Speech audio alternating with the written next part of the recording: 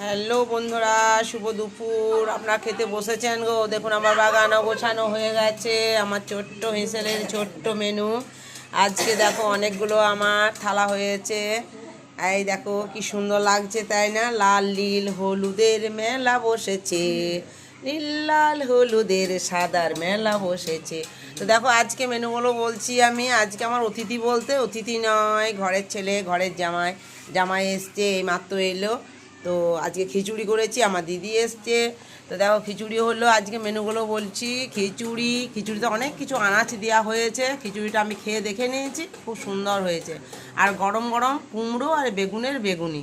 আর এটা হচ্ছে পুনকা শাক আলু আর ঝিঙে দিয়ে পোস্ত। আর একটু সামান্য ভেন্ডির টক। টক আমি করিনি, এটা কালকার ছিল। আর হচ্ছে মাছের ঝাল। আর হচ্ছে গ্লাসে জল নিয়েছি, আর পাতায় পাতায় খাচ্ছি, কারণ এখনও আমাদের জলের সমস্যা দূর হয়নি। হ্যাঁ, আজ 10-15 দিন হয়ে গেল। কলের জল একটু হয়েছিল, আবার শেষ হয়ে গেল, টাঙ্কি খতম। এটা তুই বস, ভুবন এখানে চলে যাও। একটা ভুবনকে আসন দে, দেখো ভুবনকে একটা আসন দে, মেশিনটা সরাই দেখছি।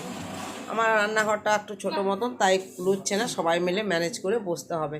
একসাথে খেতে কিন্তু ভালো লাগে। চলে আয় দিদি। তো যাই হোক, আজকের মেনুটা হচ্ছে আমাদের খিচুড়ি।